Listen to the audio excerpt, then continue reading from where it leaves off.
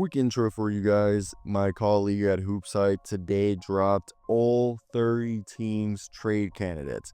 Basically, what this article he did was HoopsHype outlined the top players who could be on the move for all 30 NBA teams, including new reporting where it was applicable.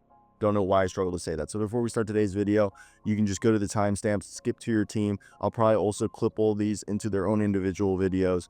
But like, comment, subscribe. Which ones do you guys think is going to be likely to happen? Let's get to it.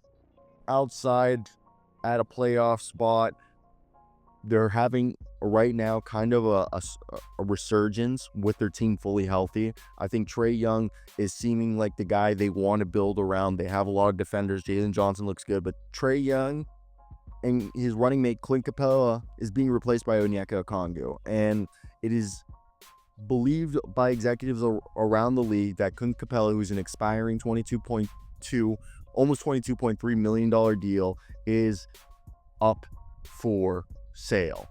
And teams like the Grizzlies, the Knicks, and the Pelicans have all done their due diligence in the past. And New York ended up re-signing Precious Achiuwa and getting Karl-Anthony Towns. Memphis drafted Zach Edey. New Orleans went Yves Messi, even though New Orleans still needs some front court help. Larry Nance, who's had an inconsistent role this season, is another trade candidate as he's on an expiring $11.2 million deal. He's a small ball five, more of a four. He can do a little bit of everything, but he's more of a rebounding off the bench guy who's considered a good leader. However, they're saying that DeAndre Hunter is not going to be traded due to his durability and his contract, just making him a tough trade candidate. Bogdanovic has drawn interest, but he's coming back from injury, and Atlanta very much values his three-point shooting and his presence in the locker room. So outside of that, it seems like everybody else is good to stay in Atlanta. That's where I want to hear your guys' thoughts in the comments. What do you guys think the Atlanta Hawks will do? The Boston Celtics don't need to trade anybody, but if they were to trade somebody, it would be Jaden Springer. It's the guy that they were trying to trade so they could keep Lonnie Walker. If you guys didn't know, that's part of the reason why Lonnie Walker ended up leaving, was they weren't able to find someone to take Jaden Springer's guaranteed contract, so they couldn't give Lonnie Walker the money he wanted without spending extra multi-millions in luxury tax payments. So rival executives believes that Boston's starting lineup will eventually become too expensive to retain in the future under the current CBA, but that's a bridge that Boston will cross in the offseason, especially if they don't win a championship in the next coming year, or in this year. However, it seems Jaden Springer is somebody that across the league is hoping to be able to pry some draft pick compensation from the Celtics to take Jaden Springer's $4 million salary. However, Boston wasn't interested in giving up future draft capital earlier in the season to move the 22-year-old's, contract. So it's going to be actually really interesting to see how that's all going to work out, especially with the luxury tax penalties coming into effect. Now, Springer's not part of the rotation, but that's basically it. That's your Celtics news. So the Brooklyn Nets, it's reported that the whole roster is up for grabs, but more than likely the guys that are going to be traded or are being discussed in trades are Dennis Schroeder, Dorian Finney-Smith, Cam Johnson, Bojan Bogdanovic, and Deron Sharp. I've also personally said that their best value package is packaging Dorian Finney-Smith with Cam Thomas, as I believe a package like that could net you at least two first-round picks, future first-round picks. However, the Brooklyn Nets under Jordi Fernandez are hovering around 500 mark through the quarter of the season, and they're not getting the memo that they're supposed to be tanking. So the Nets are entering a rebuild and have the most trade candidates of any team. Overall, look for any Nets trade to be focused on acquiring future draft pick compensation, league sources told HoopsHype. Cam Thomas, who suffered a left hamstring, is widely considered available. While the Nets are technically considered available, there are some players that they do want to keep, and Joe Tsai is a fan of Cam Thomas. Coach Jordi Fernandez has lauded his scoring ability as superpowers in press conferences. I believe also Noah Clowney and Jalen Wilson are two other players that are considered guys that they don't necessarily want to draft, but Deron Sharp is someone that they definitely probably not draft but trade. But Deron Sharp's another guy that they probably do want to trade. Thomas is considered one of the most polarizing players, as his scoring ability and his improvement in scoring efficiency have taken notice. He's somebody who could give buckets off the bench for a contending team. Dennis Schroeder's obviously someone who's the locker room leader. He's the alpha. He's an extension of Jordi Fernandez on the court as a floor general. He's on an expiring $13 million deal. He's considered actually to be one of Brooklyn's top trade candidates by himself. The executives peg Dennis Schroeder's current trade value at multiple second-round picks, basically a potential rental, and I wouldn't be surprised if he ends up on a team that he likes. He stays there. Dorian Finney-Smith is having the most efficient year of his career, shooting 42% from three, and his production is similar to that production he had during the run in 2021 to 22 when Dallas made it to the Western Conference Finals. Several playoff caliber teams have expressed their interest in DFS, and the value for him is also multiple second round picks. He's on a player option next year for almost $15.4 million deals if he's moved to a contender focused on winning and prioritizing him in the rotation. It seems like he would accept that option. And Cam Johnson's in the best year of his career. Allegedly, some executives who told HoopsHype they believe Jalen Johnson could fetch a future first round pick in a return of the Nets traded him before the deadline. However, it's up to the 28-year-old Johnson if he pushes Brooklyn to stay, basically. He's owed $65 million over the next few seasons. Deron Sharp, who's coming back from a hamstring injury, is averages 7 and 7, 7.7 rebounds in 15 minutes. He's an insane guy off the bench. He's never really been given an opportunity to start because of Nick Claxton. Noah Clowney is going to be back. Sharp, who's eligible for restricted free agent, is somebody the Grizzlies, Clippers, Pelicans, Lakers, and Raptors are all monitoring. So we'll probably talk about it in a little bit, but yeah, this is a guy that if you trade for him and he stays healthy and he works out for you, you get his restricted free agency rights and you extend him, he could be long-term someone who actually could be quite valuable for you. The kind of how Zaire Williams is going to be a restricted free agent. They're probably going to give him a 3-year, $27 million deal or something within the mid-level exception as to be part of the leader of this team, as both of Jalen Wilson and Zaire are expected to be part of the future. Bojan Bogdanovic is just a second-round pick. He's either going to get bought out by the Nets if they don't trade him, or if he gets traded as a salary dump, he's going to get there. And Tyrese Martin, we've talked about it before. He's going to be a guy. But yeah, I say it all the time. Charlotte Hornets, Nick Richards, and Vasilije Micic.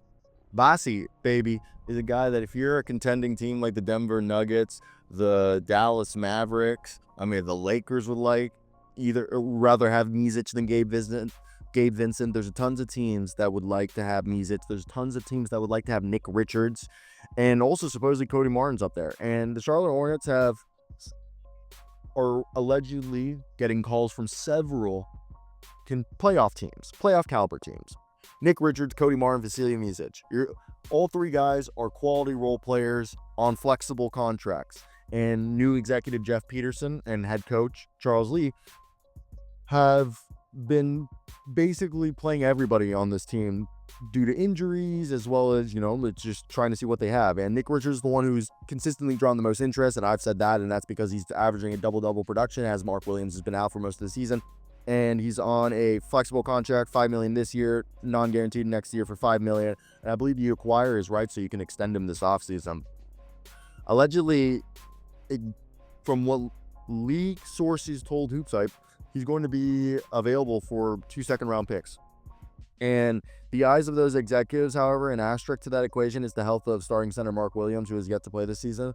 Williams, who's playing 62 games total to start of his third campaign, has placed more of an emphasis in Charlotte's minds in keeping Nick Richards. So basically, Nick Richards won't be traded unless Mark Williams is back in the rotation fully healthy, or if some good quality player becomes available in free agency somehow, and that's young, like a Neemias Queta, but that's not going to happen, that they sign and they're cool letting him go. Next up, Cody Martin and future second-round draft picks from Charlotte were discussing a sign trade for Cleveland Cavaliers Isaiah Curl this summer, but that fell through when he resigned with the Cavs. Trey Mann is a guy that they're seeing as part of their future. So Vazi Micic, who's been cooking this past week, has almost an $8.12 million option next year, team option actually, and he's making only $7.7 million this year. And he's proven he can play at the NBA, and so far in 30 games, he's averaging almost 11.6 assists. In the last few games, he's been just cooking. This is a guy who's a clutch player in his career in Europe, and he's a two-time champ as well as league MVP in 2021. So I'm telling you, a lot of the teams with European connections, even the Miami Heat should be one that should consider a guy like Vazi Micic, just because he's a guy who can elevate. He can play the one or the two. He's a great passer. The shot hasn't fallen yet, but if he gets somewhere where it is, I think it's going to really help them out. So I think that's why I said the Denver Nuggets, the Heat. There's a couple of people, but the Mavs as well. So like the Lakers, they have some contracts that easily could match that. So I think Vazi is somebody that plenty of teams should have some interest.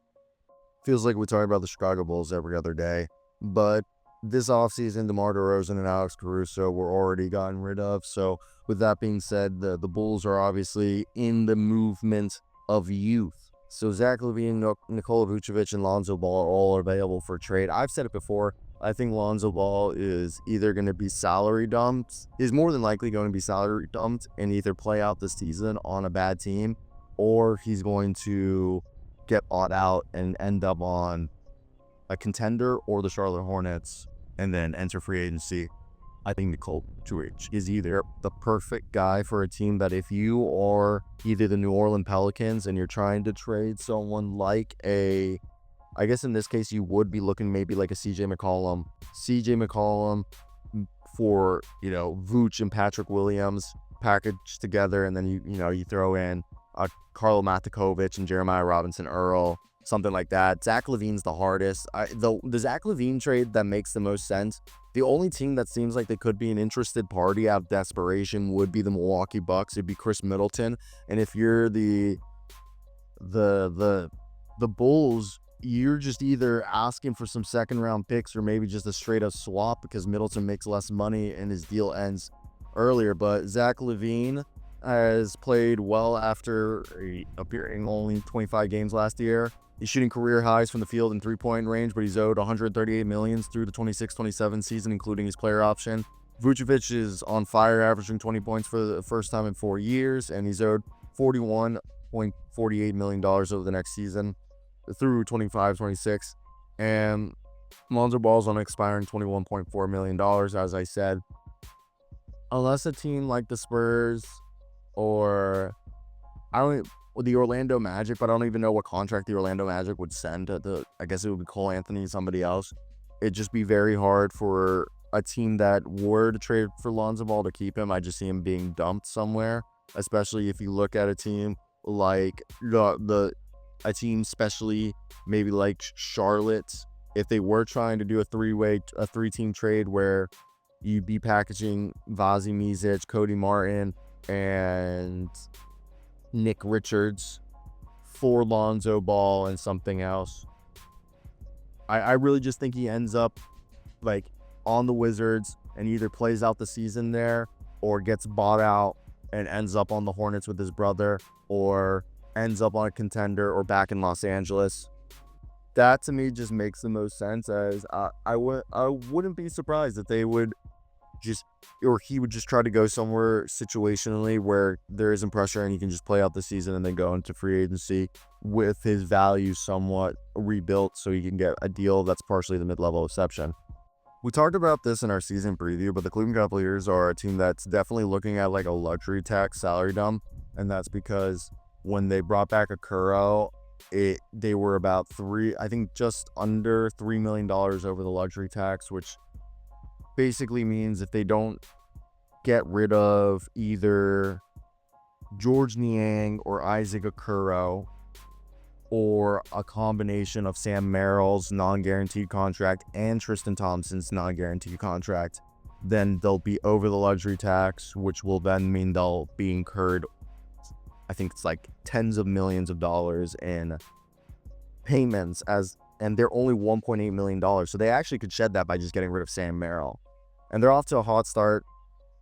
Karis LeVert's someone Kenny Atkinson really values. He's on a $16.6 million expiring, and he's someone that I wouldn't be surprised if they just keep and resign on a cheaper deal. George Niang's on fire. I really think Isaiah Curry, and it seems that Michael Scott is reporting that Cleveland's future 2031 first-round pick may be the one that's coming up into trade talks and to get a bigger wing.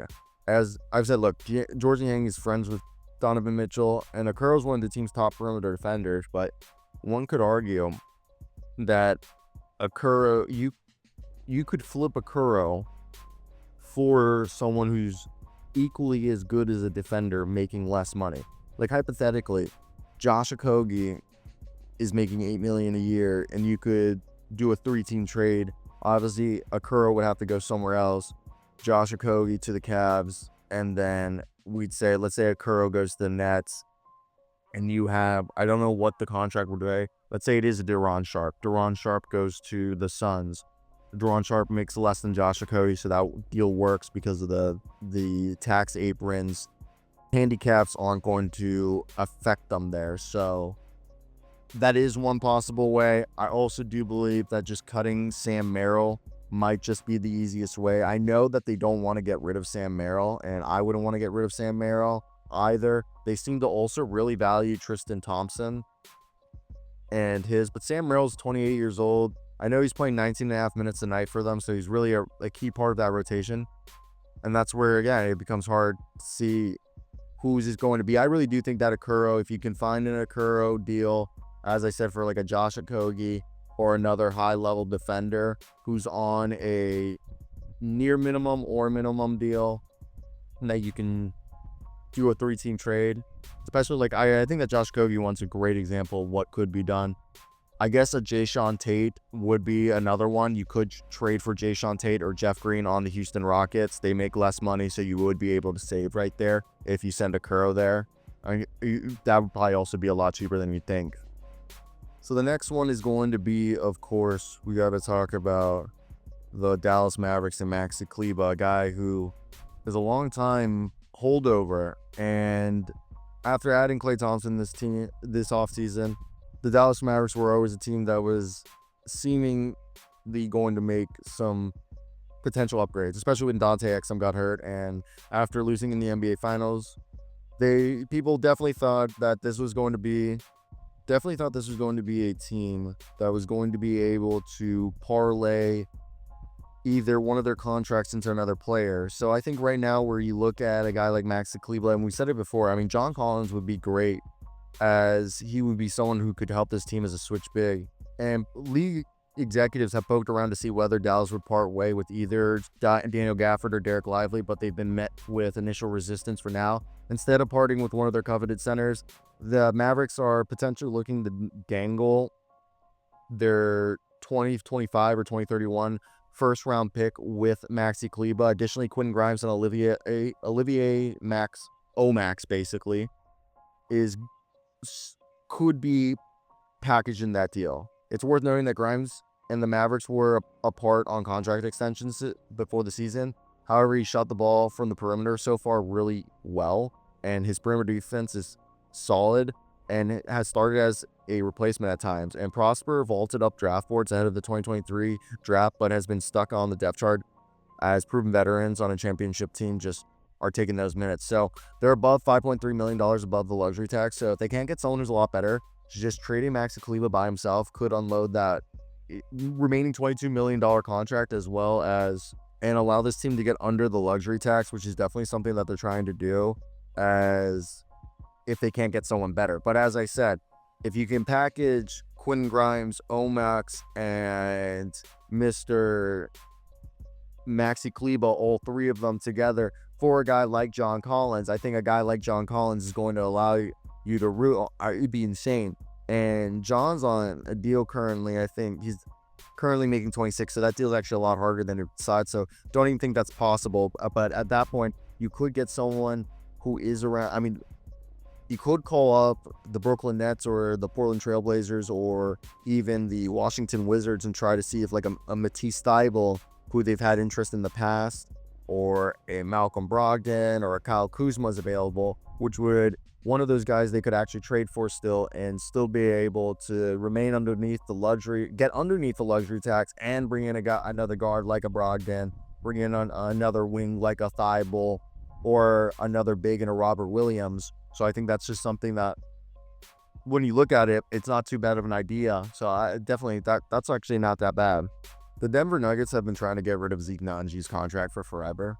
And he's a guy that we really don't know what he is, because he's never really played, because he's been buried behind the depth chart. But they extended him, and his contract is one that's like somewhat tradable. I think like that when you look at it, it's a deal with Zeke. I've said it. You got to trade Zeke Nnaji for Vasi Micic. If you can trade Zeke Nnaji for Vasi Micic, then Nick Richard more than likely becomes available for the Hornets, as they'll be, even if Mark Williams doesn't return, because then they'll have themselves a guy that they can go ahead and move.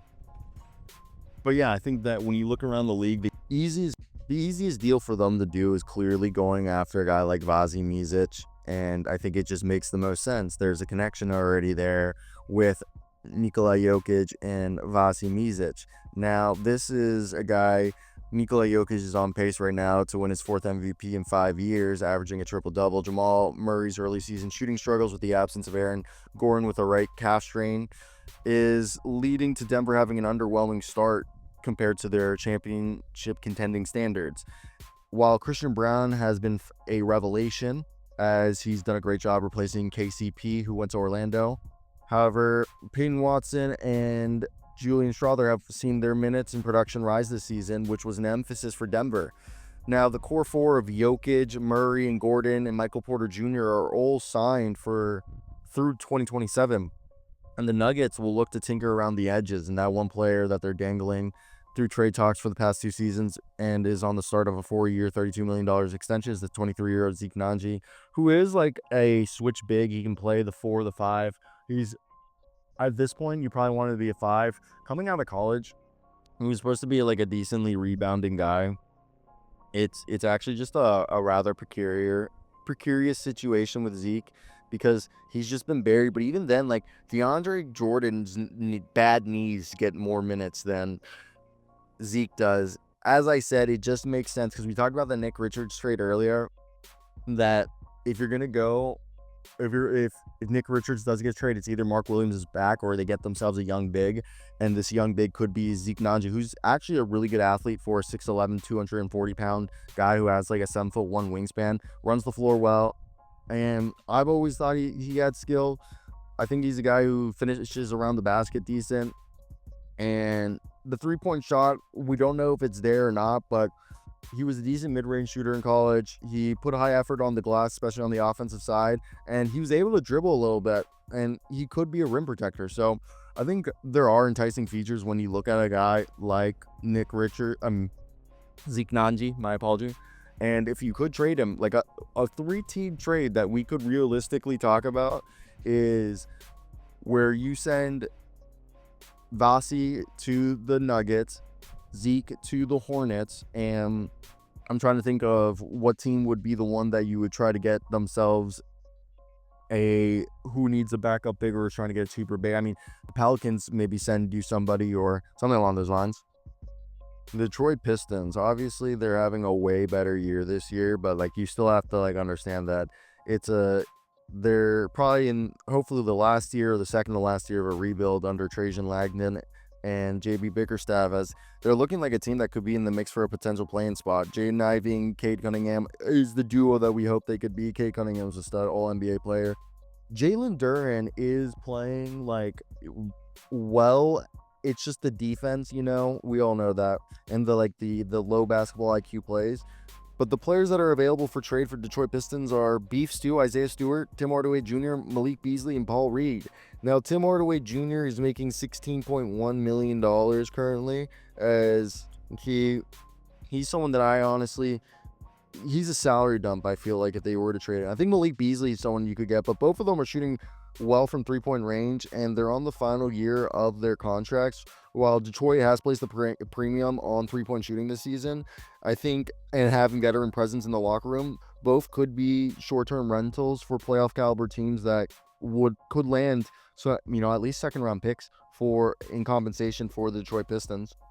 Well, Isaiah Stewart's on the first year of a 4-year, $60 million deal, and he's coming off the bench for the first time since his rookie season, and leaving executives to believe that he'll be available for trade. Stewart has been better at shot blocking and just a better defender all around this season, so it seems to be that after playing his best basketball over the last few seasons with Detroit when they were rebuilding, maybe a contending team that is looking for additional big help tries to trade for him, or even a young team. Like, well, the Washington Wizards need some front court help. So I think one of the biggest things that you could see is if the Wizards were trying to, get Beef Stew as someone that they want to rebuild. Now, last year, Paul Reed was playing really well for Philadelphia, but he's been sparsely used for Detroit.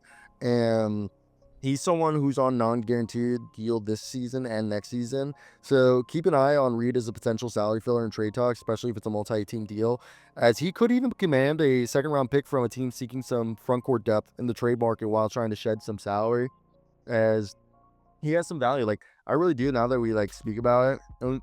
Into there, if you are a team like the Suns that you're trying to move one of your contracts and you're trying to get a cheaper guy, I think Paul Reed definitely could help you there. I think if you're the Blazers, if you're trying to get rid of some contracts, same thing with the Wizards and the Nets, they all could be like Deron Sharp for Paul Reed.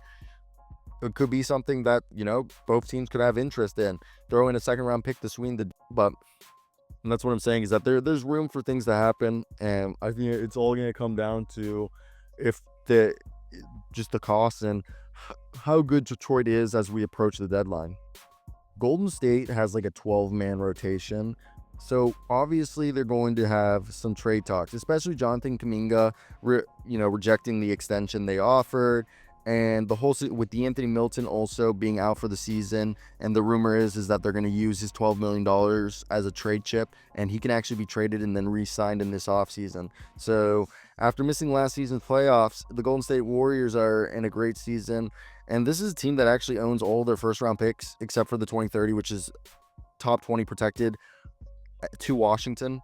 And the Warriors have young assets and veterans on expiring deals to dangle, especially in the trade market. I think Jonathan Kuminga is one of their most interesting guys. Jonathan Kuminga wanted $30 million a year, and that's just not going to happen, especially after Jalen Johnson's contract. Kuminga's asking price could come down since he's closely eyeing the situation because both play the same position and are both about the same age. Instead, nothing came close on a similar 5-year deal for Kuminga, because it seems like at least he would have considered was 5 years, $175 million is what HoopsHype has learned. So and he's been just playing bad off the bench, struggling to shoot the ball across the field, career low percentages across the board.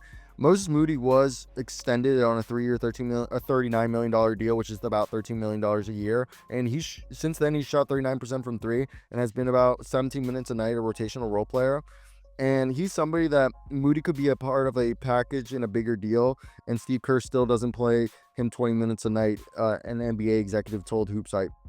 Like we said, DeAnthony Milton's someone that they're looking, and Gary Payton, who is a solid perimeter defender, but his three-point shot has fallen. He's kind of a step slower, is someone that they could be looking to trade. I've said it before, if they could get themselves like Dorian Finney-Smith for DeAnthony Milton and Gary Payton on a deal packaged, I think that would be one that they would really like. I think they want to move Kuminga. I think the ideal situation is trading Kuminga in a package with DeAnthony Milton, which brings you to almost $20 million, and then you trade for a guy who's making $15 million, as that would be like a Dorian Finney-Smith. Maybe you try to bring back Dante DiVincenzo, but, B-Pod, Podajemski plays the same possession as him, so that was a little bit more difficult. But Matisse Thybulle, somebody that you could have interest in. Maybe you try to bring a guard like a Cole Anthony, or you try to pry somebody off of the Washington Wizards.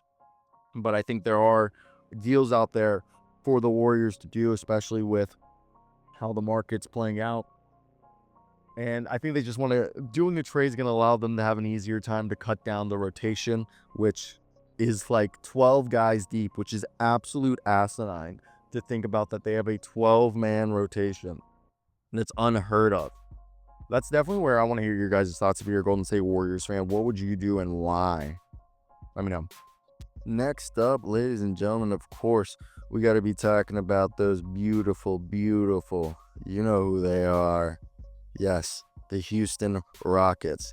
This is a team that I think when you look at them, it's Jeff Green, Jae'Sean Tate are the obvious ones. You could sprinkle in Aaron Holiday, but here at HoopsHype, we put down Steven Adams, Jeff Green, Jock Landale, Jae'Sean Tate as the guys, as NBA executives around the league who have spoken to HoopsHype. Pinpoint as the Houston Rockets is one of the team's best positioned to make a blockbuster trade, given their young assets and future draft picks. Despite recent reports that the Houston Rockets are not interested in trading for either Giannis or Kevin Durant, the skepticism from NBA executives around the league that the Houston won't look to acquire a big star at some point in the next couple cycles. According to those executives, the question is not whether Houston will make a big splash, but when. Alperen Sengun admirers around the league know that he's untouchable. Jalen Green is also somebody who's floated in trade rumors, but despite the extension, he's somebody right now that they haven't really discussed. Amen Thompson's a six-man of the year candidate. He's fantastic. So, and Tari Eason and Jabari Smith are two guys that they really like. So it seems that Steven Adams, who's making $12.6 million, Jeff Green making $8 million, Jae'Sean Tate making $7.57 million are all on expiring deals. Jock Landale is also on a non-guaranteed salary for next season of $8 million. Each player can be a salary filler in trade talks. Given Houston's hot start, the Rockets have even more flexibility as they decide who will remain a part of the team. I really think like the only guy that I could see them maybe being interested in is if they package Steven Adams, Jeff Green, and Jae'Sean Tate and a first round, maybe a first round pick. It would have to be a first round pick for Cam Johnson. I think Cam Johnson would be really helpful for this team. Jabari Smith, Alperen Sengun, Cam Johnson, Dylan Brooks, Fred VanVleet at times would be a wilder. Just take out Dylan Brooks and put Jalen Green, but still, like the idea of that team being together is astronomically good. So I don't know. That's where I want to hear your guys' thoughts. If you're a fan of the Houston Rockets, do you think they're going to do a trade? I mean, we made a video last night. This team is so good. And, like, why would you trade? I think they only trade something if the trade is favorable for them. If they're going to get somebody. Who's somebody on an expiring deal? I mean, hey, if they can somehow trade those 3 contracts for Brandon Ingram and then just, like, it not have to give up any draft assets and be like, hey, we'll take you as a rental. Like, we didn't give you up. We don't care if we lose you. Like, we gave up nothing basically to get you. Let's ride it out. Let's see how hot you can get this season. If you can help carry us to the championship this year. If not, you just go and sail, and it works out well. So I wonder if that's something that they'll consider. I think the team that everybody was expecting to be put in these rumors ever since the James Wiseman, Isaiah Jackson injuries were the Indiana Pacers. And they went out and got Moses Brown, which I think a lot of people kind of forgot or just didn't even know happened. So as a result, I think a lot of people just kind of didn't consider that they were, or kind of had already filled that, even though he's not played in like 7 games. They did kind of fill that need. However, HoopsHype is reporting that Obi Toppin and Jarris Walker, if they were to trade, are their most likely. Injuries to Aaron Nesmith, Andrew Nembhard, Ben Shepherd, James Wiseman, Isaiah Jackson, and obviously Tyrese Halliburton's uncharacteristic shooting struggles have all played a role into Indiana's slow start this season. The Pacers have several future first-round draft picks and tradable young assets that make a splash on the trade market if they choose. Guards TJ McConnell and Benedict Mathurin have drawn significant trade interest from teams around the league during their time with Indiana, but the Pacers have resisted trading both players. McConnell's viewed as a productive backup and 6-man veteran leader, while Mathurin is touted as a rising young talent and has all-star potential in their eyes. Miles Turner is on a final year of his contract with 19.9, and he's someone that Indiana wants to re-sign. Forwards Obi Toppin and Jarris Walker. Jarris Walker was the 8th overall pick, is stuck behind Pascal Siakam, and there's a belief that Indiana could eventually part with one of the two. Toppin is in the midst of a 4-year, $60 million deal. Walker's has untapped, potentially was a guy who's compared to Paul Millsap. And looking ahead, rookie forward Enrique Freeman is the name to watch to get his deal converted to a standard contract, as we approach the trade deadline. So where we look at that, I think Obi Toppin or Jarris. I mean, if they trade, I just don't see why they would trade Jarris. I think they trade Obi, and you send Obi to a team. Honestly, a team that could want Obi.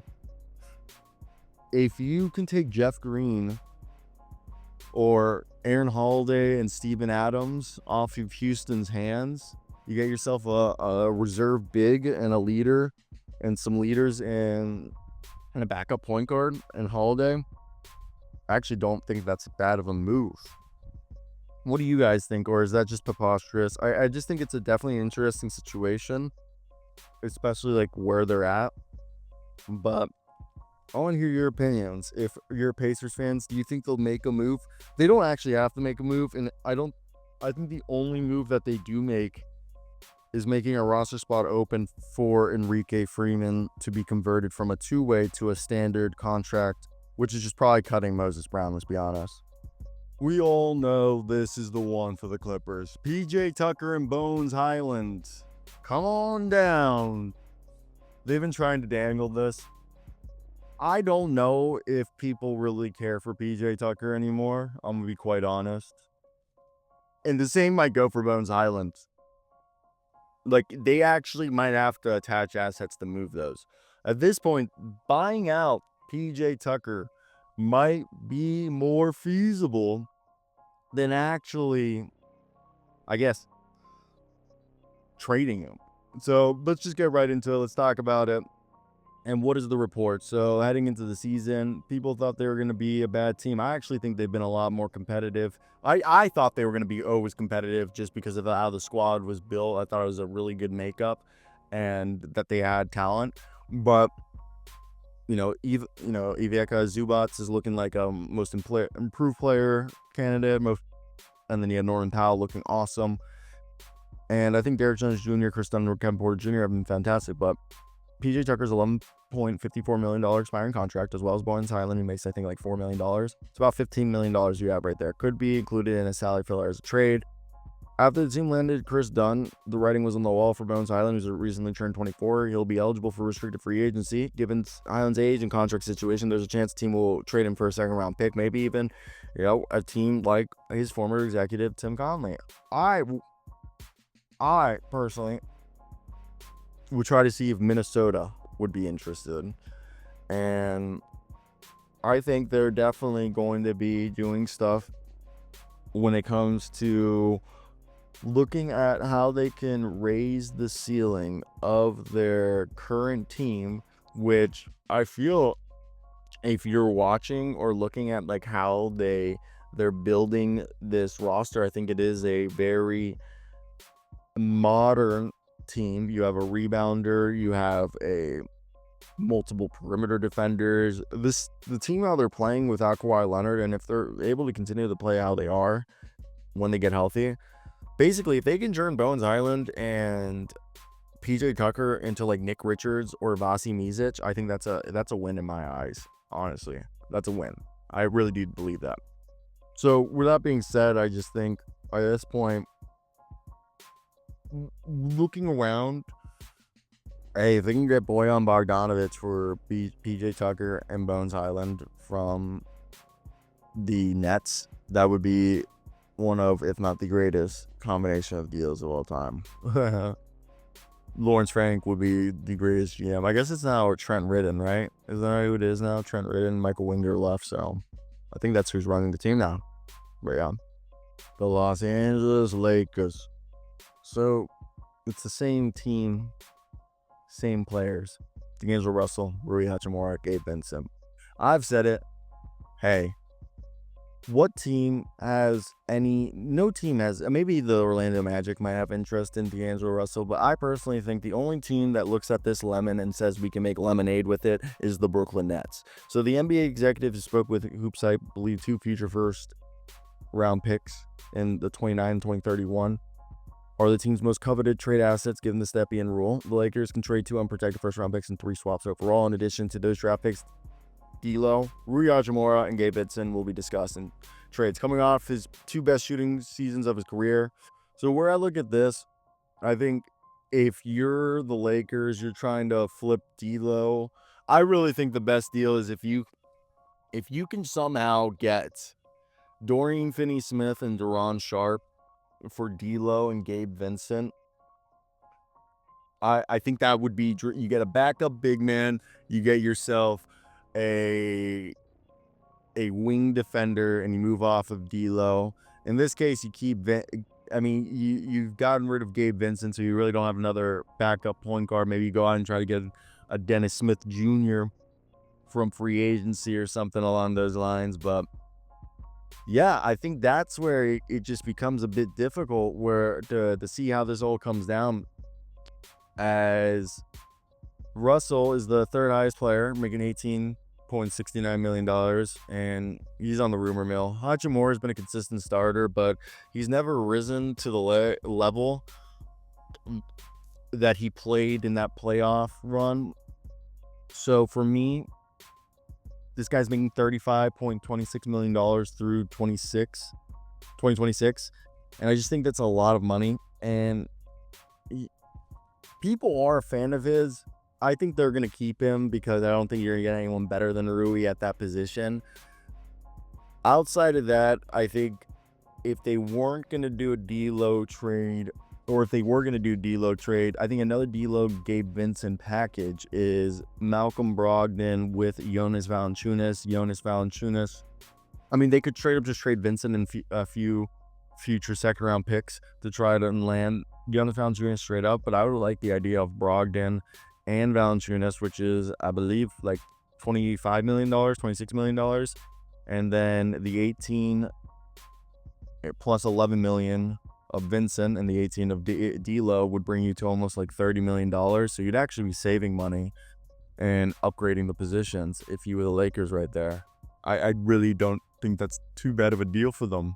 I think they could do a lot worse, in my opinion. The Memphis Grizzlies. This team's always wheeling and dealing. They know what they want and they know how they like it. So following their gap year due to the injuries, the Grizzlies were a team that before last year had back-to-back years. They were the second seed in the West, and they've renewed those expectations of being not only playoff contenders but maybe dark horse championship contenders. Many around the league wonder if Coach Teo Jenkins would be on the hot seat this season after his assistant coaching staff endured a massive overhaul during the offseason. However, Jenkins recently became the franchise's all-time leader in coaching wins, surpassing Ryan Hollins, and will look to add more wins to his record and guide the Grizzlies to the conference finals for the first time since 2013. Now, despite injuries to John Moran and Desmond Bain early in the season, Santiago Ama has broken out. They've remained competitive, and Jaren Jackson Jr. leads the team in scoring. They're currently $1.8 million below the luxury tax threshold, and the Grizzlies have future draft capital and a couple veterans that are likely to draw trade interest, which are Marcus Smart and Luke Kennard. Luke Kennard's on a one-year deal. Marcus Smart hasn't really fit in as they'd hope. And Marcus Smart's just been inconsistent in play and injuries, and he's just never gotten back to that form he was on the Celtics. So many around the league wonder if his $20 million contract is going to be movable at 30 years old. And then one of the top three-point shooters in Luke Kennard, who's making $9.25 million, could be on the move, as the Memphis Grizzlies do preach continuity, but if there's an upgrade available, don't count the Grizzlies out, as they've been aggressive in the past. And I would not be surprised if, let's say, Luke Kennard, Marcus Smart were packaged. It's almost $30 million. I think either Cam Johnson or Dorian Finney-Smith with a Deron Sharp would be a package that would interest the Memphis Grizzlies, as it would give them a more front court depth, which I think they like as a franchise. They seem to be quite big fans of acquiring front court depth, and then they also get themselves a lockdown defender, which I think is what they've wanted for a little bit. So for me, I think that's just one of the things that, when you look at the current situation, I know some people are going to be like, well, it's weird, or they don't need, there's no need to make a move. And I think what I will argue is, I don't think anybody ever needs to make a move. It's just like, can this move make us better, and should we do it? And if there is one, they'll do it. They aren't gun shy. That's what we can tell you one thing about these Memphis Grizzlies. They're definitely not a team that is shy by any means, if you know what I mean. So I want to hear your thoughts on that one. Let me know. This news surprised me. So HoopsHype put the Miami Heat, Jimmy Butler and Terry Rozier, as their two possible trade candidates. And this is a team that, after losing in the NBA Finals twice in the last 5 years, the Miami Heat have begun this season hovering around the 500 mark and leaving a lot of people around the league wondering if they have enough. And towards the start of the season, the Brooklyn Nets and the Golden State Warriors were allegedly interested or linked to Jimmy Butler. And while Butler has drawn interest from the Nets in past years, he's not viewed as a fit for the team's current timeline at 35, league sources told HoopsHype. Now, the New York Knicks have expressed interest in Jimmy Butler this past summer, sources said. However, talks didn't go far besides exploratory, and then they pivoted and went for Mikal Bridges. The Warriors, meanwhile, are off to a hot start, and they're one of the top teams in the West. While league circles have been quiet about whether the Houston Rockets or Dallas Mavericks would eventually land Jimmy Butler, who is a Texas native, the Rockets are among the top teams with a young core, and the Mavericks remain a contender. It's also worth noting that executives who've checked in on Butler got the impression that Miami wants to figure out their star's future after the season and not during it.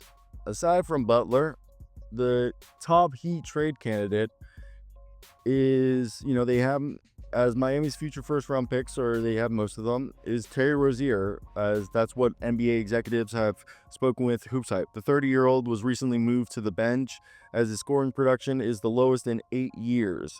He's owed $24.92 million this season and $24.92 million next season, with another $1.72 million non-guaranteed.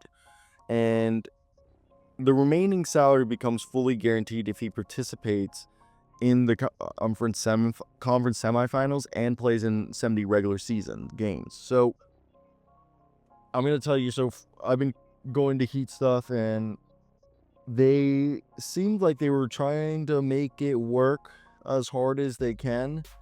And I think they're going to try to make it work. But yeah, I wouldn't be surprised I think it is more likely Terry Rozier gets traded than Jimmy Butler does in the middle of the season. And an ideal situation, personally, I think, would be if they could flip Terry Rozier in a three. I think they would be a team that would be interested in Vazi Micic, because I think Vazi's probably the best point guard available. And I mean, who else would? I think maybe Cole Anthony, but now I think Vazi's better. But I'd rather have Vazi than Cole. And you would try to flip Terry to a different team. Maybe you try to get a Matisse Thybulle from Portland, and Portland sends Robert Williams to Charlotte, and Charlotte sends Vazi Micic to the Heat, and the Heat walk away, and the Heat send draft compensation to one of the teams or something like that, and the Heat walk away with Vazi Micic and Matisse Thybulle, which would cost them $18 million in salary, and they save $6 million in salary. That's actually quite possible, I think. Obviously, the Milwaukee Bucks are a team that we know is in trade reports. Marjon Beauchamp's one that we've known for a while, since they've declined his team option. Bobby Portis and Pat Connaughton. Pat Connaughton's he's still athletic, but he's lost a step. Bobby Portis is just not at the level he was previously. And this team's turned it around, though. Really, they've turned it around. They're playing really well. Damian Lillard and Giannis are they've calmed the ship. And they're expecting the return of Chris Middleton is going to continue to push them in the right direction. But John Horst is aggressively working the phones, according to league sources that told HoopsHype. And after winning the championship in 2021, Milwaukee has taken a step backwards in the past 3 seasons, including consecutive first-round playoff exits. Giannis Antetokounmpo turns 30 years old in December and has an aging core around him in Damian Lillard, 34, Middleton, 33, and Lopez, 36. Portis, it turns 30 in February, and many around the league believe Milwaukee's championship window is nearing a close, if not already has closed. So, Pat Connaughton and Bobby Portis are two players that around the league, they could, be guys that might have some interest. And the new plot test executives around the league are monitored closely as if John Horst would consider moving that 2031 first-round pick to move the needle on the trade market, especially with the salaries of Portis and Connaughton. Even the possibility of Chris Middleton, who's owed $31.67 million and has a $34 million player option. Portis is making $12.58 million this year, and Connaughton is making $9.42 million. So a combined $22 million on the books if you were to trade them. And in addition, 24-year-old Marjon Beauchamp has his rookie scale team option declined, and he's an additional $4 million. So $26 million worth of salary that you could hypothetically trade. And I understood that 2031 first-round pick is something that they do not want to trade. They want to avoid trading that pick at all costs because they believe that pick could be like it could be like the Brooklyn Nets pick for the Celtics all those years. And yeah, so they're just like, if we can like not trade this pick, we would prefer that. So I think that's where they're at right now, and that's where I want to hear your guys' thoughts. Where are you guys at with all this and why? I think it's definitely an interesting situation just without everything happening, because I would say that the Milwaukee Bucks, it's donezo, and I would not trade that pick. I would not trade that pick. Please do not trade that pick. I want to hear your thoughts, guys. Let me know down below in the comment section, what do you guys think the Milwaukee Bucks should do and why? I think it's just a precarious situation that they're putting themselves in to just extend the window. The Minnesota Timberwolves, their top trade candidates, of course, it is Dante DiVincenzo and Julius Randle. And I know for a lot of you, you're thinking, well, they just got them. I was actually someone who was a lot more hopeful and actually optimistic that this fit was going to be way better than most people had initially assumed or thought. I thought, people were overreacting, but I'm going to be quite honest, it's not working. And if they want to save this season, either they're going to have to figure that out, which Chris Finch is a good coach, but people also forget that Karl-Anthony Towns and Rudy Gobert, I know Karl-Anthony Towns was hurt the first season, but they still took a full season to figure it out, and these guys didn't even have a full off season to figure it out. So the Minnesota Timberwolves are underperforming to start the season, and Ant recently called them out, saying they're soft as hell and not doing what their coaches say. And however many of us, it is all 15. We go into our own shell, and we're just growing away from each other, is what Anthony Edwards said. He says, we can see it, I can see it, the team can see it, the coaches can see it. So clearly the team is not, vibing.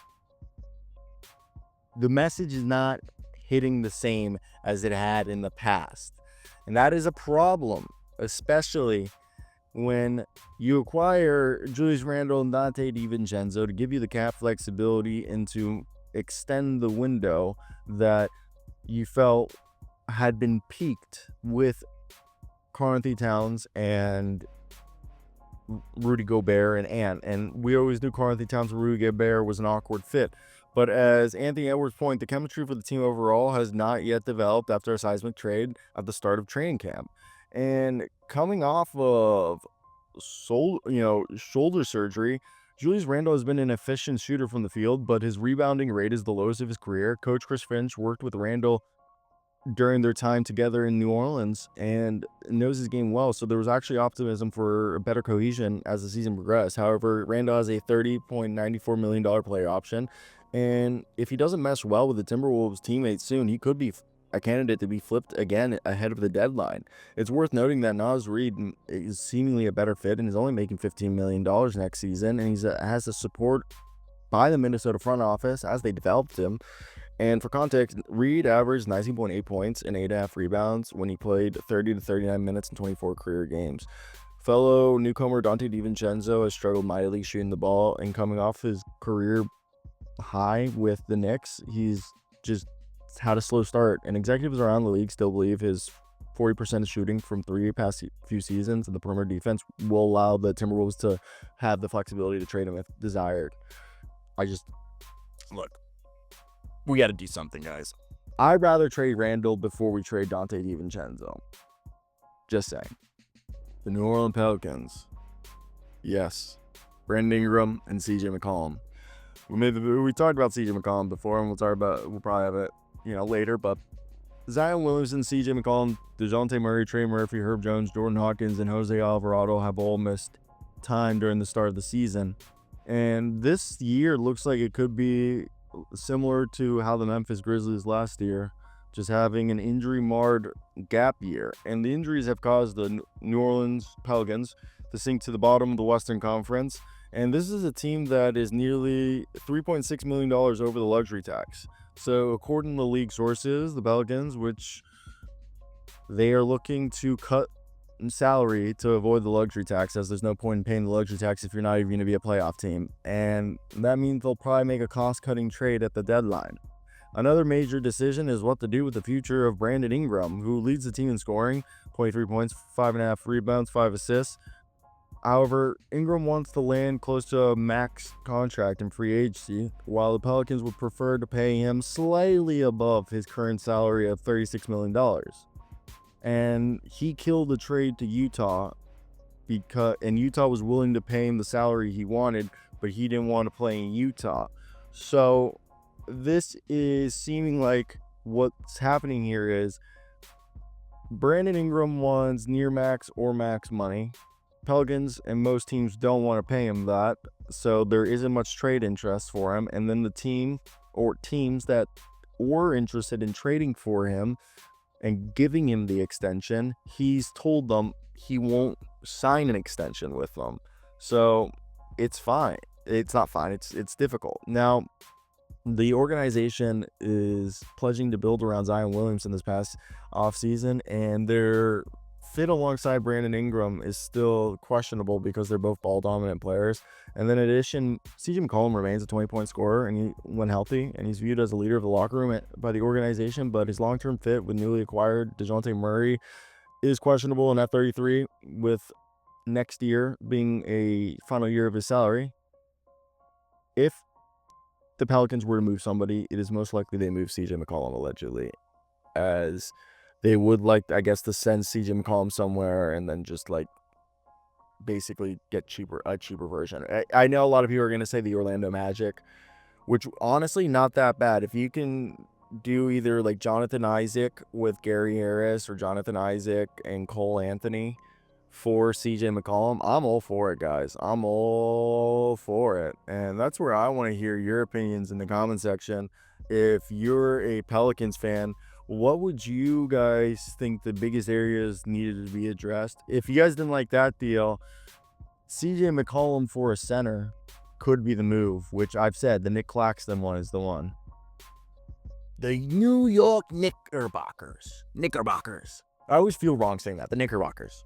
But the Knicks are over here. Mitchell Robinson, which we knew, and Precious Achiuwa are allegedly there. Knicks are narrowly projected to avoid the second apron by slightly less than $600,000 thanks to some great salary cap ingenuity. After acquiring Karl-Anthony Towns and Mikal Bridges, they have Jalen Brunson, OG Anunoby, and Josh Hart. Basically, the team looks fantastic. Mitchell Robinson's still out, and he's expected to come back. They're saying January, maybe December, end of December, but more than likely January, hopefully. He's making $14.32 million. He's someone that they really like, and he has $12.95 million next season, while Precious Achiuwa is on a expiring $6 million deal. And combining both salaries would give them, theoretically, the money to get somebody in the $20 million range. I doubt that that's what they would do. They would probably, unless they were going for a big fish, but my assumption would be that if they were going to be trading salary, they would I think they would trade one of those guys for someone cheaper. Like I've said it before, the whole Nick Richards thing that we're talking, like a Nick Richards, Vasi Micic. So like if you could convince a team, like basically you send Mitchell Robinson to the Hornets sends you Nick Richards, and then a third team gets Vasi Micic, and that third team sends, I guess it would be the Hornets an asset or something like that. You could always, because getting a cheaper big who has contracts remaining would be huge. I really think the front court help is the one thing that they need. With that said, though, the Knicks do believe Mitchell Robinson is their missing piece to help anchor that interior defense, who can slide in and play alongside Towns, who can slide over to the power forward position. Knicks coach Tom Thibodeau is a big advocate for Mitchell Robinson, and believes he can help the team win in the playoffs. It's worth noting that Achua averaged 12.5 points, 52.6% shooting, and 9.5 rebounds, 1.8 blocks, and 1.1 steals through 18 starts. As well as looking ahead, Landry Shamet is expected to re-sign with the Knicks when healthy, and with the hope that stretch forward will then clear waivers and re-sign on a 2-way contract, league sources tell HoopsHype. As we knew that since like the G League draft, that's what we were basically told going into the G League draft that the Knicks were going to do. So again, I do believe that if they trade Mitchell Robinson, it's because they believe in Precious Achiuwa, and they believe that they're going to keep him long term. And I wouldn't be surprised then if they go and like get like another center that's already locked up for several seasons. So those are moves to look out. So the Oklahoma City Thunder are a team that, why would they need to make a trade? I think the only position you could say is maybe a bit more front court help, and a guy that for the longest time we would have never have thought he would have been traded. I actually at the beginning of the season thought that Ousmane Dieng might be the guy, but then Ousmane Dieng fully developed, took a leap, and he looked great. And it's Kenrich Williams, guys. Kenrich Williams has been replaced by Aaron Wiggins, and this is a team that's arrived. Shea, J-Dub, Chet, like this core is good. It's a good core. They have talent. Oh, and they can put this team, I think, through a deep playoff run. The only question is like, maybe a fourth center behind Jay Will, Isaiah Hartenstein, and Chet, who could maybe be a switch big. I guess Brandon Carlson's on this team too, but who could be a switch big and to help the team out and play both the power forward and center position maybe. And according to numerous executives around the league, Oklahoma City's has the best assets, including young talent, tradable contracts, and future first-round picks should the executive Sam Presti want to make any blockbuster trade. And we saw them acquire Alex Caruso for Josh Giddey. Caruso is expected to receive a sizable pay raise from his $9.89 million salary. While there's no sense of urgency for Presti to make a trade to deduct the luxury tax or make a win-now rotation upgrade, the Thunder can gauge the market on 30-year-old forward Kenrich Williams, who's tied with Caruso as the oldest Thunder player. Caruso and Aaron Wiggins have reduced Williams' role, and he's owed $7.16 million. And Ousmane Dieng could make sense for a team around the league who are looking to take a flyer on a former lottery pick who has been playing well as of late, but, is clearly restricted on minutes due to how good this team is. So another thing is part of the reason why they might want to package Ousmane Dieng with Kenrich Williams is that two-way contract guard Ajay Mitchell is considered a strong candidate for a contract conversion to a standard deal, as he's a very efficient combo guard and he's very solid this year. After coming, he's from Belgium, but he played for UC Santa Barbara. So yeah, keep that one in mind. I think those are two guys, and if you're looking at that, that's like $15 million. I think a guy like Robert Williams, maybe Mitchell Robinson, or another big could interest them. I think there are people out there that, hey, I would not be surprised if this is a team that goes ahead and tries to find themselves a big man who is proven and can be adept, and I don't think injury concerns are a big one for them.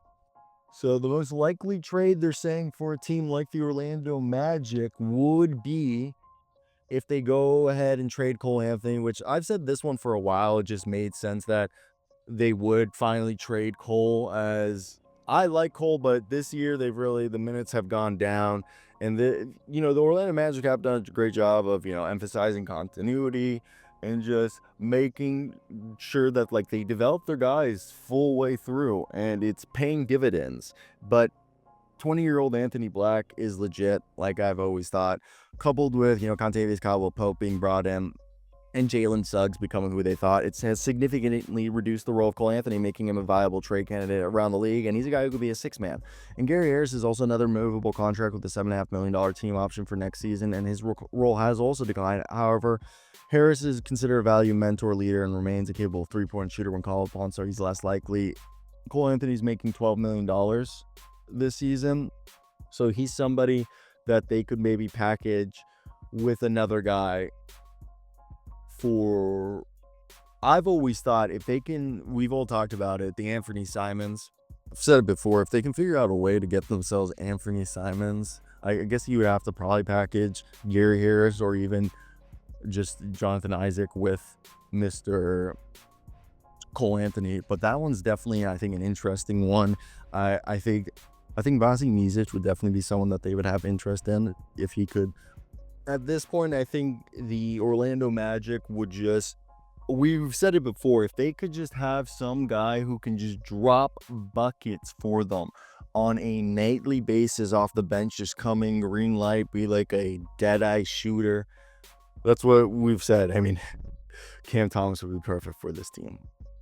Obviously, they're not going to be getting Cam Thomas. But with that being said, I think they're definitely a squad that would benefit from a microwave guard. I don't know if they would go young or if they would go for a vet. I wonder. That's definitely one that I wonder how they would go about it. I think it's a bit curious to look. We've said it in the past, if they want to package Gary Harris and Cole-Anthony for an expiring contract like D'Angelo Russell, who, if it works out, they could, be the team that ends up kind of like re-signing him and kind of like a reclamation project for them. And I think that's one that could actually work out quite well and give them the shooting that they need, and they could maybe get him quite cheap and not have to give up any draft assets. So if that's the case, I think that's one to consider. Now, outside of that, what do you guys think? Let me know in the comments section any other Orlando Magic trade you can think of. So this offseason, when they signed KJ Martin to the deal, a lot of people were surprised, but the news immediately broke that the reason why KJ Martin was signed to this specific deal was that it was going to be a figure, the salary amount, that was one that was going to be easy to trade. As $8 million, the 76ers entered this year with championship aspirations. Allegedly, Daryl Morey's in-house projection model said this was the best team he ever had. Jared McCain is literally looking like the next Steph Curry out there.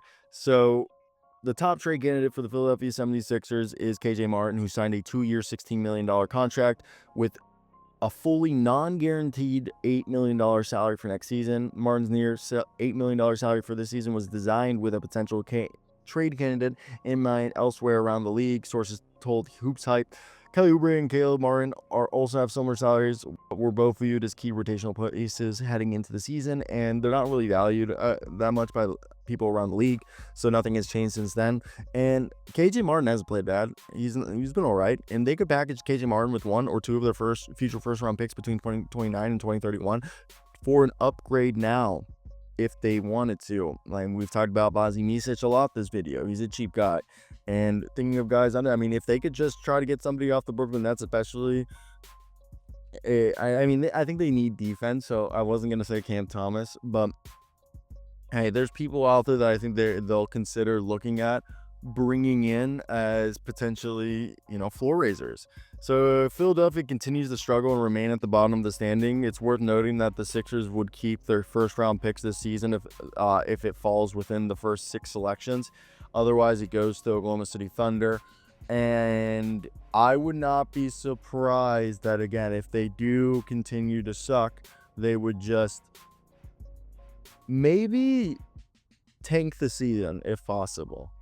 I don't think there is a reason why they would. Like, what I mean by tanking the season is probably sitting Joel for the full year, sitting Paul George for the full year, and then just having Jared McCain and Tyrese Maxey run the show, and everybody else just play or even just start selling guys, so then you can go back into free agency again with flexibility and something along those lines could be possible. This roster was built in mind to be able to keep moving and keep churning. The problem with KJ Martin's $8 million is I don't know what player you're going to get besides a rookie that's on the final year of his deal or on the third year of his deal that a team does not want to extend to come. Like,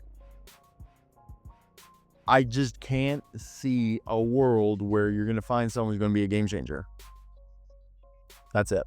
The Phoenix Suns, Josh Okogie, similar to KJ Martin, this past offseason when the Phoenix Suns signed Josh Okogie to his contract, they had it in mind of being a flexible deal that they could move in a trade if needed, and they look like championship contenders when fully healthy. Durant, Booker, and Beal under Mike Budenholzer is a legit team. Again, that health is an asterisk mark. And this offseason, they fortified its bench. Royce O'Neal was re-signed, and he looks fantastic. Tyus Jones was a starting point guard they brought in on a minimum deal alongside solid older rookies in Ryan Dunn, who's a revelation, and Oso Ighodaro, who's a great passing big and a rebounder and defender.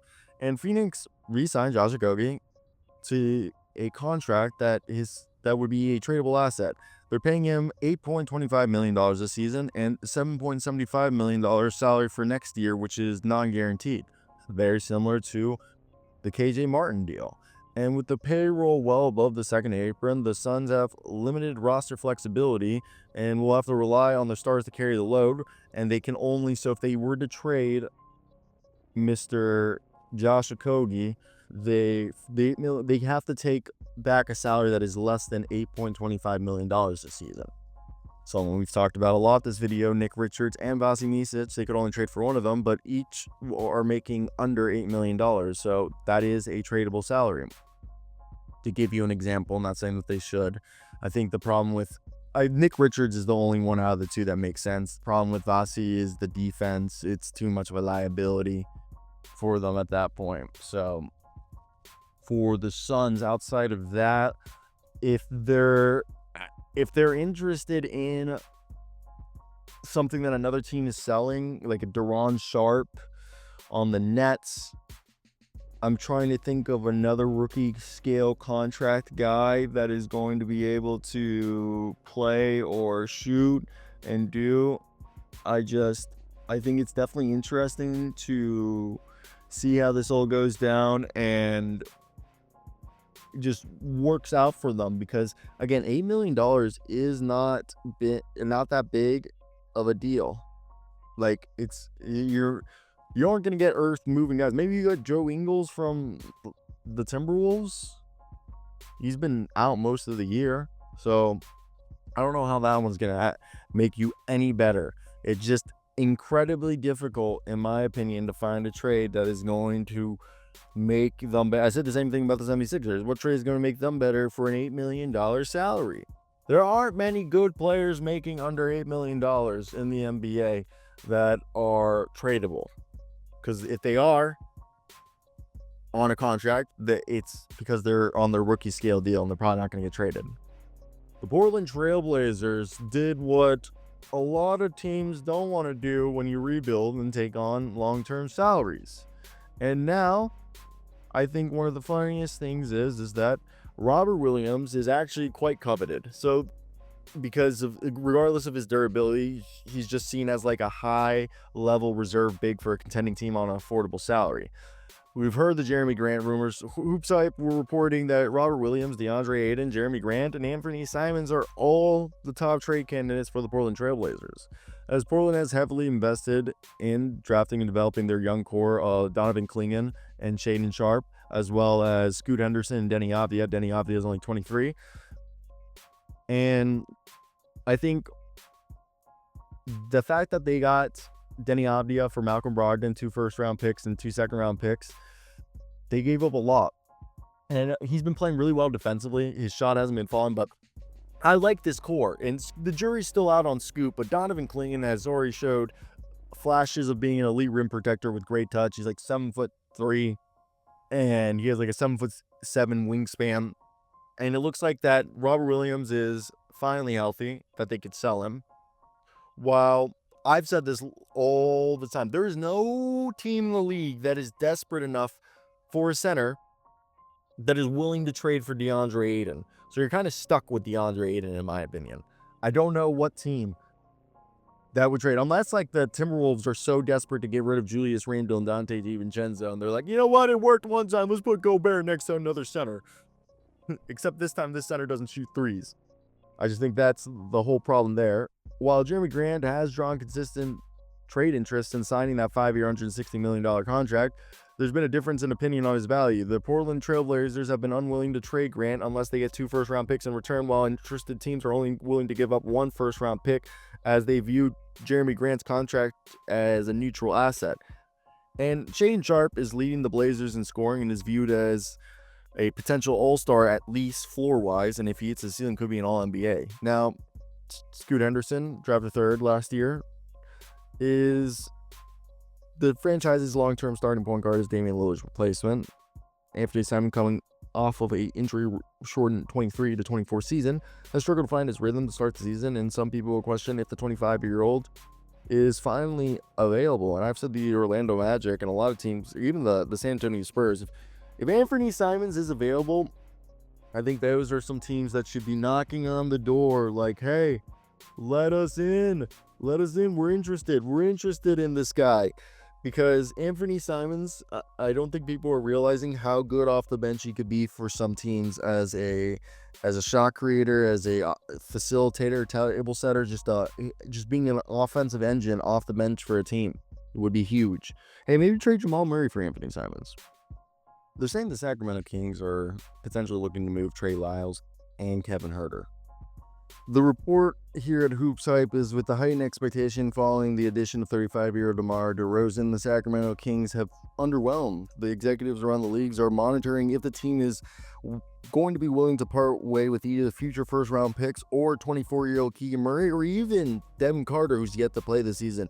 With DeMar DeRozan still playing at a high level, Domas Sabonis thriving in his prime at 28, De'Aaron Fox having the best season of his career at 26, ahead of a extension, and Malik Monk continuing to being one of the better off-the-bench players in the league. Owner Vivek Ranadiyev is hoping to make a run in the playoffs this season, so there's this heightened sense of urgency. Dangling Kevin Huerter and Trey Lyles on the trade market list last season, and are expected to do so again. Their combined salaries are roughly $25 million, which would enable them to sign a player or trade for a player like a Cam Johnson or, Kyle Kuzma, which are 2 players that they have been connected to before. So for me, when you look at this situation, especially with $25 million and, all the players we talked about, is there going to be an earth-shattering move? They're not going to get an all-star for $25 million. But can they finally get a shooting guard? I think they could. Now, who is somebody that they could maybe call up or see that they're available, especially when it comes to, the $25 million salary range or less of that? I mean, Terry Rozier, I don't think is going to change anything. Kyle Kuzma, maybe. He's somebody that realistically could. I think a Bruce Brown could help him out, and then they gain cap flexibility, and they might not actually have to give up too many draft assets, or might not have to give up any for a guy like Bruce Brown. And then if it doesn't work out, it was a rental, and then they go and use the flexibility they gained to get somebody in free agency. As I said, Cam Johnson is a realistic person to look at. I can't see anybody else really being available, or if they are available, being a game changer. The Utah boys like Jordan Clarkson or Colin Sexton aren't going to raise the ceiling. So if that's the case, then none of those guys are going to really be somebody that's going to be available. And like I said, a Jonathan Isaac, I don't think is going to help them, nor is a Terry Rozier. So it's really Bruce Brown or Kyle Kuzma is the best player you can go out and get that could maybe raise your floor. But I don't know if they're ceiling raisers, and that's the problem.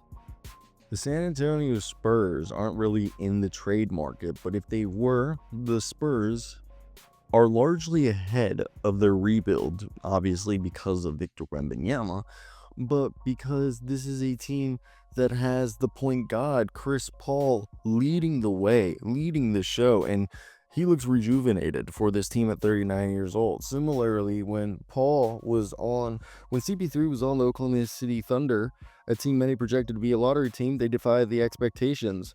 And Paul's on a 1-year, $10.46 million deal, and it wouldn't be surprising for a championship contender who would like to fortify their backcourt and get a rental in Chris Paul, as he seems like somebody who would be quite cheap to get.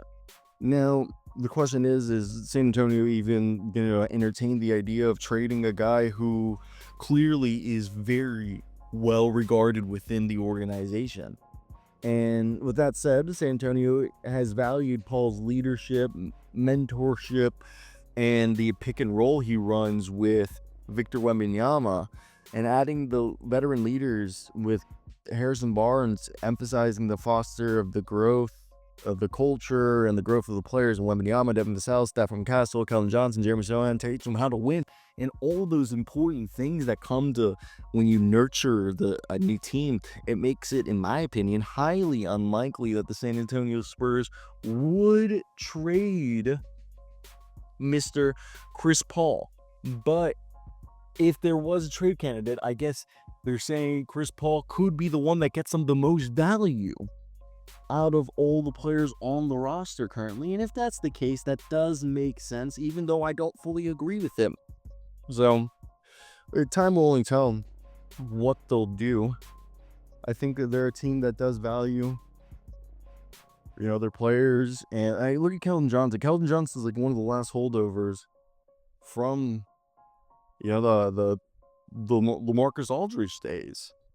And to think that these are guys who may or may not be available. I don't know if you guys just heard that, but I definitely think it's an interesting stretch, and it's going to be interesting how this all develops, because it's going to definitely decide if the Spurs I think they're going to keep him. There's no point in trading him.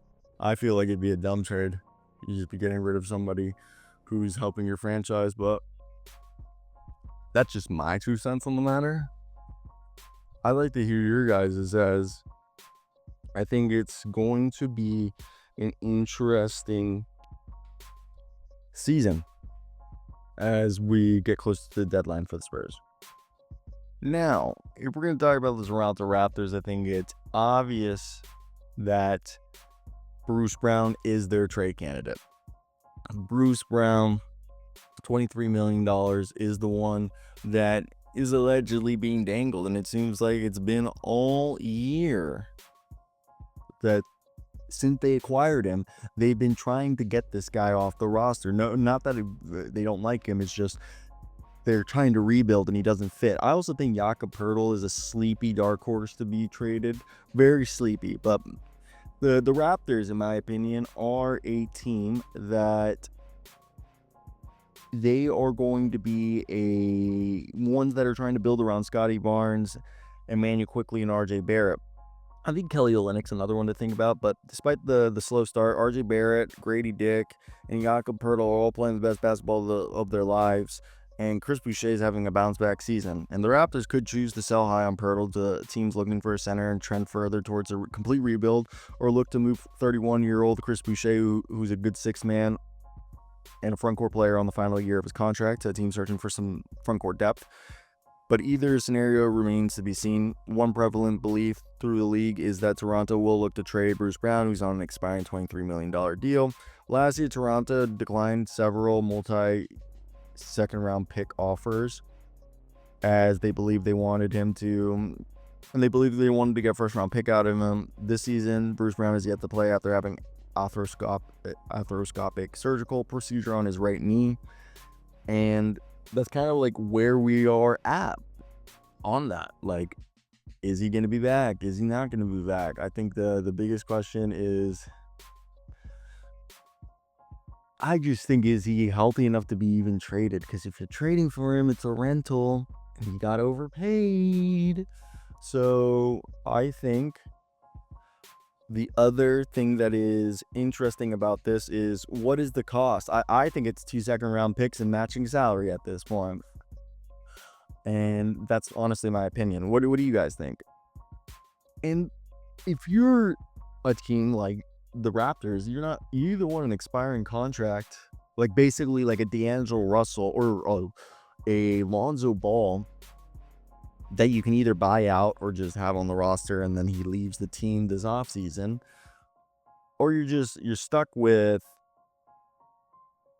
getting uncompensated. I just think you're trying to get some sort of compensation for a guy who seemingly is going to leave your team regardless of how this season plays out or like how anything plays out. So trade him to somewhere where you can get something back for the guy, I say should be number one priority. But let me hear your thoughts on that one. We made a video on this last night, but the follow it up, Walker Kessler, Jordan Clarkson, Colin Sexton, and John Collins. And the Utah Jazz have been one of the worst teams in the league. They're fully committed to the Cooper flag sweepstakes tank at this rate, which people around the league are wondering if they're finally going to be selling off some of those veterans. Obviously, due to CBA rules, Larry Markkinen cannot be traded until this offseason, the earliest, due to his contract extension. Now, Walker Kessler, Jordan Clarkson, John Collins, and Colin Sexton are all people that are allegedly being gauged by opposing teams. Kessler's availability in Utah have come away with the sense that they'll take at least 2 first-round picks to prime from the Jazz, which is a high asking price, even if Will Hardy allegedly doesn't like Walker Kessler. Keontae George is starting full-time with Sexton and Clarkson available as potential backcourt depth. Colin Sexton has been on a tear since returning to the starting lineup. 20 points, 56% from the field, 40% from 3, 10 rebounds, and 1.5 steals in 10 games.